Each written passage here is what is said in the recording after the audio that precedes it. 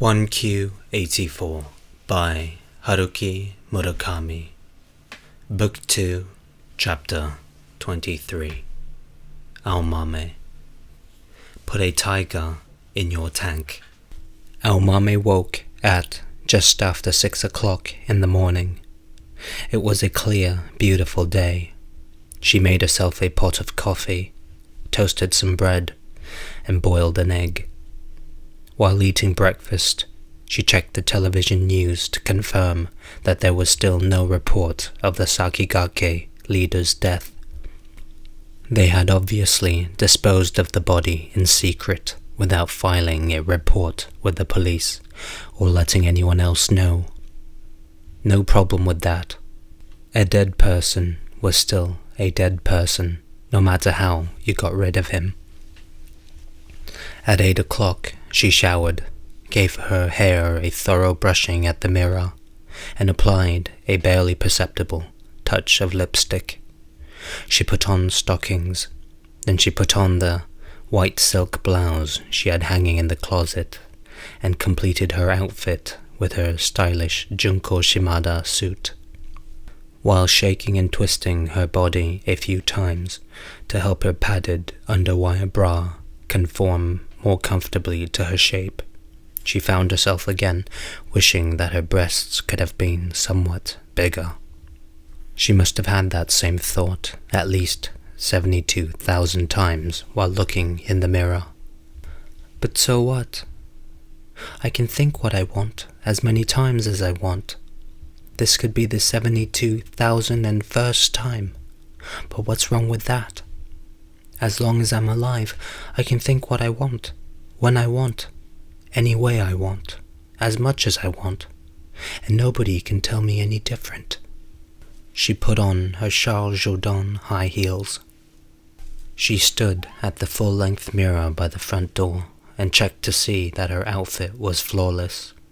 She raised one shoulder slightly and considered the possibility that she might look something like Faye Dunaway in the Thomas Crown affair.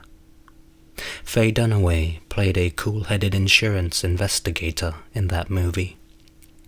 A woman like a cold knife, sexy, great-looking in a business suit. Of course, Aomame didn't look like Faye Dunaway, but the atmosphere she projected was somewhat close, or at least not entirely different. It was that special atmosphere that only a first-class professional could exude.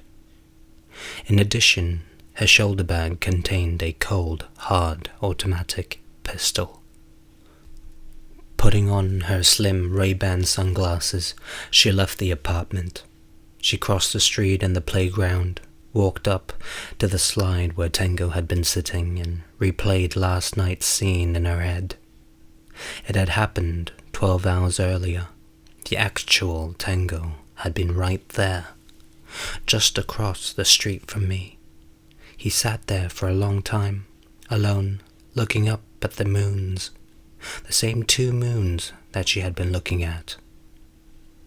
It felt almost like a miracle to Aomame, a kind of revelation, that she had come so close to Tengo. Something had brought her into his presence, and the event, it seemed, had largely reconstructed her physical being. From the moment she woke up in the morning, she had continued to feel a sort of friction throughout her entire body. He appeared before me and departed. We were not able to speak to or touch each other, but in that short interval, he transformed many things inside me. He literally stirred my mind and body the way a spoon stirs a cup of cocoa, down to the depth of my internal organs and my womb. She stood there for a full 5 minutes, one hand on a step of the slide, frowning slightly, jabbing at the ground with the sharp heel of her shoe. She was checking the degree to which she had been stirred both physically and mentally, and savoring the sensation. Finally, she made up her mind, walked out of the playground to the nearest big street, and caught a cab. I want you to go out to Yoga first, then take the Metropolitan Expressway number 3 inbound until just before the Ikejiri exit, she announced to the driver, who was understandably confused by these instructions. So, miss, can you tell me exactly what your final destination is? He asked, his tone rather on the easygoing side. The Ikejiri exit, for now. Well then, it would be much closer to go straight to the Ikejiri from here. Going all the way out to Yoga would be a huge detour. At this time of the morning, the inbound lanes of number 3 are going to be completely jammed. They'll hardly be moving. I'm as sure of that as I am today is Wednesday. I don't care if the expressway is jammed.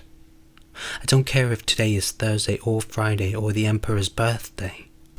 I want you to get on the Metropolitan Expressway from Yoga. I've got all the time in the world. The driver was a man in his early 30s. He was slim, with a long, pale face, and looked like a timid, grazing animal. His chin stuck out like those of the stone faces on Easter Island.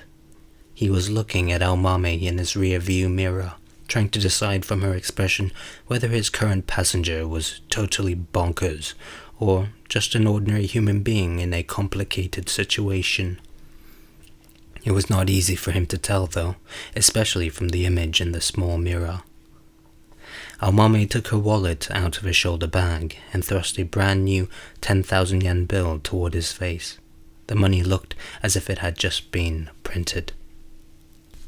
No change needed, and no receipt, Almame said curtly. So keep your opinions to yourself and do what you're told. Go first to Yoga, get on the expressway, and go to Ikejiri. This should cover the fare, even if we get caught in traffic. Oh, it's more than enough, of course, the driver said, though he still seemed dubious. Do you have some special business on the expressway? Almame shook the bill at him like a pennant in the wind. If you don't want to take me, I'll get out and find another cab, so make up your mind, please. Now. The driver stared at the 10,000 yen bill for a good 10 seconds with his brows knit. Then he made up his mind and took the money. After holding the bill up to the light to check its authenticity, he shoved it into his business bag. All right then, let's go. Metropolitan Expressway number 3. It's going to be badly backed up, though, I'm telling you, miss. And there's no exit between Yoga and Ikejiri. No toilet either. So if there's any chance you might need to go, better take care of it now. Don't worry, just take me straight there. The driver made his way out of the network of residential streets to Ring Road number 8 and joined the thick traffic heading for Yoga. Neither he nor Almame said a word. He listened to the news, and she was lost in thought. As they neared the entrance of the Metropolitan Expressway, the driver lowered the radio's volume and asked Almame a question. This may be none of my business, miss, but are you in some special line of work? I'm an insurance investigator, Almame said without hesitation. An insurance investigator? The driver repeated her words carefully, as if tasting a new food. I find evidence in cases of insurance fraud, Almame said. Wow, the driver said, obviously impressed. Does Metropolitan Expressway number 3 have something to do with this insurance fraud stuff? It does, indeed. Just like that movie, isn't it? What movie? It's a really old one with Steve McQueen. I don't remember what it's called. The Thomas Crown Affair, Almame said. Yeah, that's it. Faye Dunaway plays an insurance investigator. She's a specialist in theft insurance. McQueen is this rich guy who commits crimes for fun. That was a great movie. I saw it when I was in high school. I really liked the music. It was very cool. Michel Legrand. The driver hummed the first few bars of the theme song. Then he looked in the mirror for another close look at Almame. Come to think of it, miss, something about you reminds me of Faye Dunaway. Thank you, our mummy said, struggling somewhat to hide the smile that formed around her lips. The inbound side of Metropolitan Expressway number 3 was, as the driver had predicted, beautifully backed up. The slowdown started less than 100 yards from the entrance, an almost perfect specimen of chaos, which was exactly what our mummy wanted. The same outfit, the same road, the same traffic jam. Unfortunately, Janeček's Sinfonietta was not playing on the car radio, and the sound quality didn't measure up to that of the stereo in the Toyota Crown Royal Saloon. But that would have been asking for too much. The cab inched ahead, hemmed in by trucks. It would stay in one place for a long time, and then unpredictably creep ahead. The young driver of the refrigerated truck in the next lane was absorbed in his manga magazine during the long stops. The middle-aged couple in a cream Toyota Corona Mark II sat looking straight ahead, frowning, but never saying a word to each other. They probably had nothing to talk about, or maybe they had talked, and now they were silent as a result. Our mummy settled deeply into his seat. The taxi driver listened to the broadcast on his radio. The cab finally passed a sign for Komazawa as it continued to crawl along toward Sangenjaya at a snail's pace. Our mummy looked up now and then to stare out the window. I won't be seeing this neighborhood anymore. I'm going somewhere far away. But she was not about to start feeling nostalgic for the streets of Tokyo. All the buildings along the expressway were ugly, stained with the soot of automobile exhaust, and they carried garish billboards. The sight weighed on her heart. Why do people have to build such depressing places? I'm not saying that every nook and cranny of the world has to be beautiful, but does it have to be this ugly? Finally, after some time, a familiar area entered our mummy's field of vision, the place where she had stepped out of the cab. The middle-aged driver had told her, as if hinting at some deeper significance, that there was an emergency stairway at the side of the roadway. Just ahead was the large billboard advertising Esso gasoline. A smiling tiger held up a gas hose. It was the same billboard as before. Put a tiger in your tank. Our mummy suddenly noticed that her throat was dry. She coughed once, thrust her hand into her shoulder bag, and took out a box of lemon-flavored cough drops. After putting a drop in her mouth, she returned the box to the bag. While her hand was in there, she gave the handle of the Heckler & Koch a strong squeeze, reassured by its weight and hardness. Good, she thought. The cab moved ahead somewhat. Get into the left lane, will you? Our mummy said to the driver. The right lane is moving better, he objected softly, and the Kijeri exit is on the right. If I get into the left lane here, I'll just have to move over again. Our mummy was not ready to accept his objections. Never mind, just get into the left lane. If you say so, miss, the driver said with resignation. Leaning over and sticking his hand out the front passenger window, he signaled to the refrigerated truck behind him in the left lane. After making sure the driver had seen him, he raised the window again and squeezed the cab into the left lane. They moved ahead another 50 yards until the traffic came to a full stop again. Now, open the door for me. I'm getting out here, our mummy said. Getting out? The driver asked, astonished. He made no move to pull the lever that opened the passenger door. Here? Yes, this is where I'm getting out. I have something to do here. But we're right in the middle of the Metropolitan Expressway. It would be too dangerous to get out here. Even if you did, there's no place you could go. Don't worry. There's an emergency stairway right there. Emergency stairway? He shook his head. I don't know if there's an emergency stairway or not, but if anyone found out I let a passenger out in a place like this, I'd be in big trouble with the cab company and the expressway management company. So please, miss, give me a break." "Sorry, I have to get out here," our mommy said. She took another 10,000 yen bill from her wallet, gave it a snap, and shoved it at the driver. "I know I'm asking you to do something you shouldn't do. This will pay for your trouble, so please stop arguing and let me out." The driver did not take the money, but he gave up and pulled the lever. The left side passenger door opened. "No thanks, you've already paid me more than enough, but please be careful. The expressway doesn't have shoulders, and no matter how backed up the traffic might be, it's very dangerous for anybody to walk up here." "Thank you," our mommy said after stepping out. She knocked on the passenger side front window and had him lower the glass. Leaning inside, she thrust the 10,000 yen bill into the driver's hand. "Never mind, just take it. Don't worry, I have more money than I know what to do with." The driver looked back and forth between the bill and our mommy's face. Our mommy said, "If this gets you into trouble with the police or the company, just tell them I threatened you with a pistol. You had no choice but to let me out. That'll shut them up." The driver seemed unable to grasp what she was saying. More money than she knew what to do with. Threaten him with a pistol. Still, he took the money, probably fearing that she might do something even more unreasonable if he refused.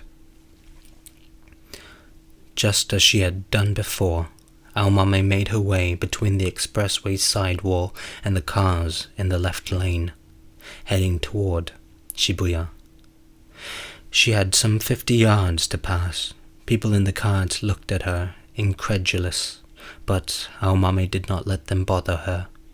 She walked ahead with long, confident strides, her back straight like a fashion model on the Paris runway. The wind stirred her hair, trucks speeding along the wide-open lanes, heading in the other direction, shook the roadway. The Esso billboard grew larger as she approached, until finally she reached the familiar emergency turnout. Everything looked as it had before. The metal barrier, the yellow box next to it containing an emergency telephone. "This is where the year 1Q84 started," our mommy thought. "One world took the place of another from the time I climbed down this emergency stairway to Route 246 below. So I'm going to try climbing down again.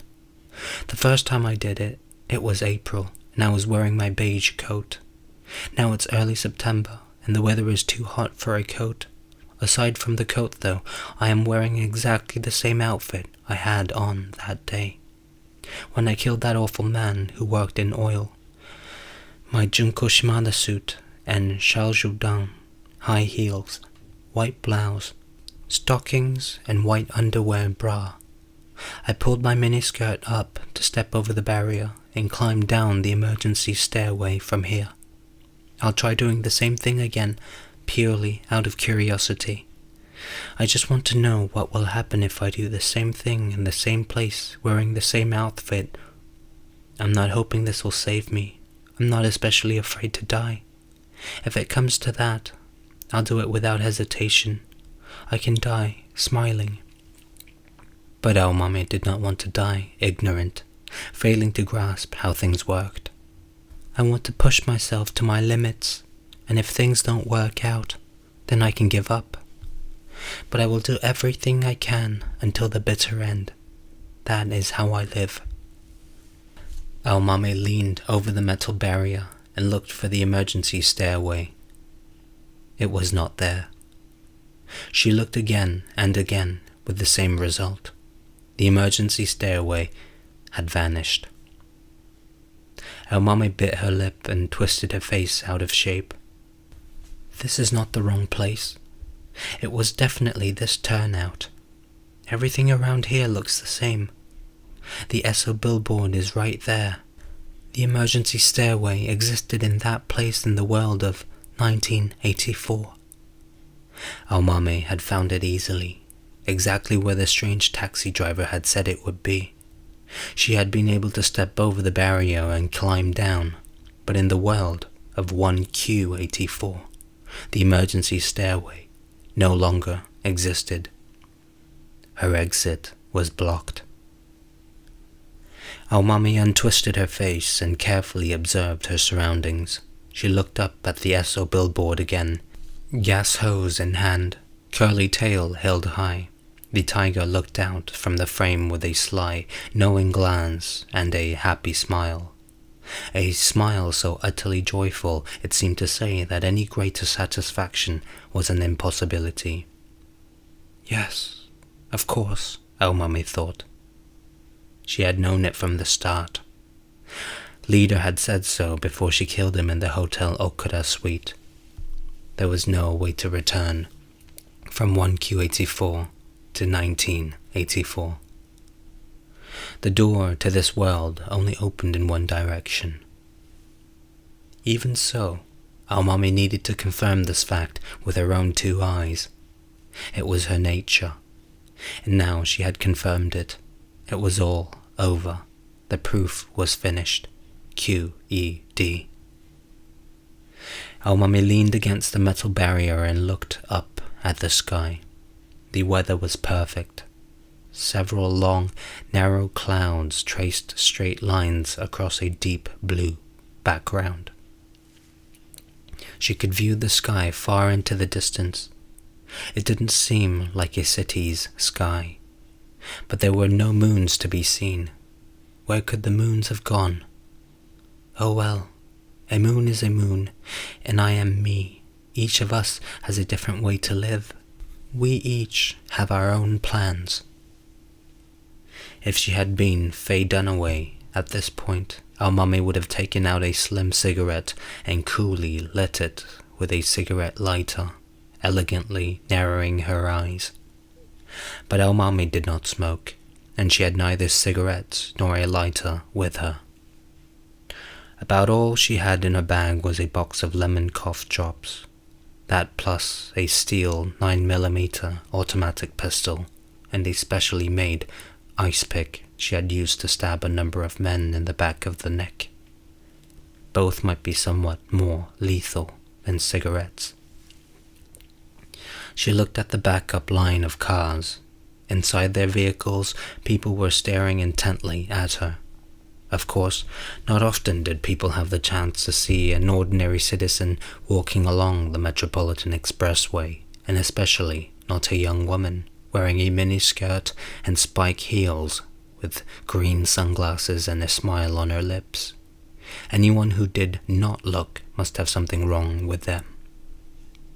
The majority of vehicles stuck on the roadway were large trucks. They were bringing all sorts of goods from all sorts of places to Tokyo. The drivers had probably been at the wheel all night, and now they were stuck in this fated morning traffic jam. They were bored, fed up, and tired. All they wanted was to take a bath, shave, lie down, and go to sleep. They stared blankly at Aomame, as if they were looking at some unfamiliar animal. They were too tired to engage with her positively. Wedged between these many trucks, like a graceful antelope caught in a herd of clumsy rhinoceroses, was a silver Mercedes-Benz coupe. Its beautiful body, looking fresh from the factory, reflected the newly risen morning sun. Its hubcaps had been colored coordinated with the body. The car was an import, and its steering wheel on the left side. The driver's window was down, and a well-dressed middle-aged woman was looking straight at Aomame. Givenchy sunglasses, hands visible on the steering wheel, rings glittering. The woman had a kind face. She seemed to be worried about Aomame. She was obviously wondering what a well-dressed young woman was doing out on the roadway of the Metropolitan Expressway, and what could have caused her to be there. She looked ready to call out to Aomame. If asked, she might drive her anywhere she wanted to go. Aomame took off her Ray-Bans and put them in the pockets of her suit top. Squinting in the bright morning light, she spent some time rubbing the dents left on either side of her nose by the glasses. She ran her tongue across her dry lips and caught the faint taste of lipstick. She looked up at the clear sky and checked the ground under her feet once. She opened the shoulder bag and slowly drew out the Heckler & Koch, dropping the bag at her feet to free up her hands. With her left hand she released the safety catch and pulled back the slide, sending it round into the chamber. She performed the sequence of movements rapidly and precisely, with a few satisfying clicks. She lightly shook the gun in her hand, testing its weight. The gun itself weighed 480 grams, to which the weight of 7 bullets was added. No question, it's loaded. She could tell by the difference in the weight. A smile still played around Almame's straight lips. People were focused on her actions. No one was surprised to see her pull a gun out of her bag, or at least they did not show surprise on their faces. Maybe they didn't believe it was a real gun. It is, though, Almame told them, mentally. Next, she turned the gun upward and thrust the muzzle into her mouth. Now it was aimed directly at her cerebrum, the grey labyrinth where consciousness resided. The words of a prayer came to her automatically, with no need to think. She intoned them quickly with the muzzle of the gun still in her mouth. Nobody can hear what I am saying, I'm sure, but so what, as long as God can hear me. When a little girl, Almame could hardly understand the phrases she was reciting, but the words had permeated her to the core. She had to be sure to recite them before her school lunches, all by herself, but in a loud voice, unconcerned about the curious stares and scornful laughter of the other children. The important thing is that God is watching you. No one can avoid his gaze. Big Brother is watching you. O Lord in heaven, may thy name be praised in utmost purity forever and ever. May thy kingdom come to us. Please forgive our many sins and bestow thy blessings upon our humble pathways. Amen. The nice-looking middle-aged lady at the wheel of the brand-new Mercedes-Benz was still looking straight at Almame. Like the other people watching, she seemed unable to grasp the meaning of the gun that Almame was holding. If she understood, she would have to look away from me, Almame thought. If she sees my brain splatter in all directions, she probably won't be able to eat her lunch today, or her dinner. I won't blame you if you look the other way, Almame said to her, wordlessly. I'm not over here brushing my teeth. I've got this German-made automatic pistol, a Heckler & Koch, shoved in my mouth. I've said my prayers. You should know what that means. Here is my advice to you. Important advice. Don't look at anything. Just drive your brand new Mercedes-Benz straight home, your beautiful home, where your precious husband and children are waiting, and go on living your peaceful life. This is not something that someone like you should see. This is an ugly pistol, a real gun, loaded with 7 ugly 9mm bullets. And as Anton Chekhov said, once a gun appears in a story, it has to be fired at some point. That is what we mean by a story. But the middle-aged lady would not look away from Almame. Resigned, Almame gave her head a little shake. Sorry, but I can't wait any longer. My time is up. Let's get the show on the road. Put a tiger in your tank. Ho ho, said the keeper of the beat.